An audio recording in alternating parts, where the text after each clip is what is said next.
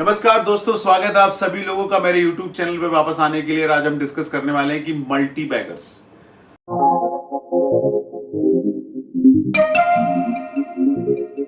अक्सर लोग multi beggars ढूंढते हैं स्टॉक मार्केट के अंदर, और हर इन्वेस्टर का एक ड्रीम होता है कि उसके पोर्टफोलियो में मल्टी बैगर होना चाहिए, उसका वेल्थ मल्टी बैगर की तरह बहुत ग्रो होना चाहिए। लोग बड़े बड़े जो मार्केट के बड़े लोग हैं, Warren buffet, Rakesh Jhunjhunwala India में, दमानी जी, ये इनके रोल मॉडल बन जाते हैं।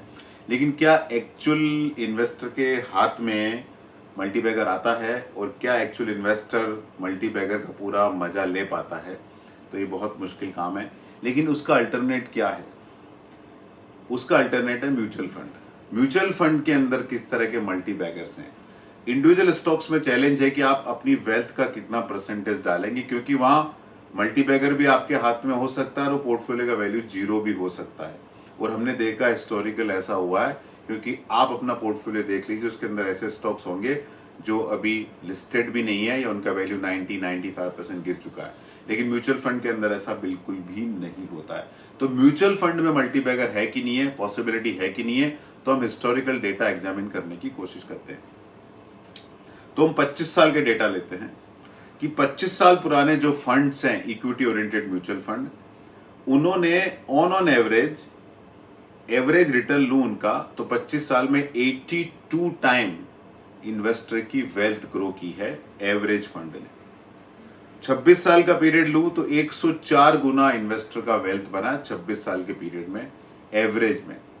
27 साल के पीरियड में 133 टाइम इन्वेस्टर का पैसा बना है।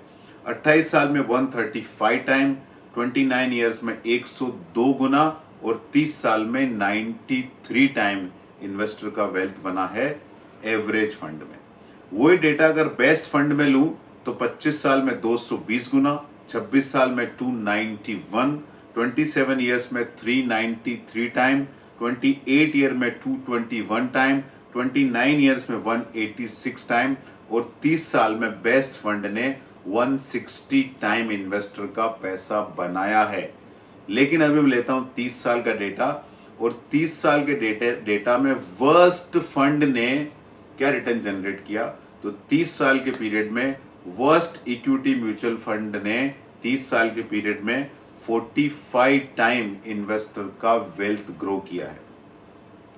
1980 सेंसेक्स में जो कंपनियां थी, उन कंपनियों के अंदर 30 कंपनियों में जो 1986 में जो कंपनियां थी, 2024 में 30 में से खाली 5 कंपनियां सेंसेक्स में सर्वाइव की है। 25 कंपनी सेंसेक्स से बाहर चली गई है। और 1986 का जो सेंसेक्स था, उसके अंदर हिंदुस्तान मोटर भी था, प्रीमियर ऑटो भी था, बलारपुर इंडस्ट्रीज भी थी।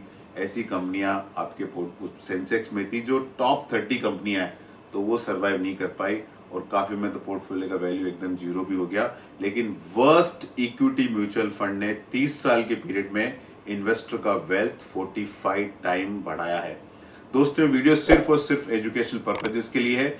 आपको कहां पैसा डालना, कहां नहीं डालना, अपने म्यूचुअल फंड डिस्ट्रीब्यूटर से कंसल्ट करें। Mutual fund investments are subject to market risk. Please read the offer document carefully before investing. और कोई भी इन्वेस्टमेंट ऑप्शन में रिटर्न देखने से पहले रिस्क जरूर देखें। ये डेटा सारे पास के डेटा है, फ्यूचर में ऐसा होगा नहीं होगा मुझे पता नहीं है। और दोस्तों, फाइनली ये आपका पैसा, ये आपका फ्यूचर, आप डिसाइड करें। हम इस पूरे प्रोसेस में बहुत ही छोटे इनेबलर है। धन्यवाद।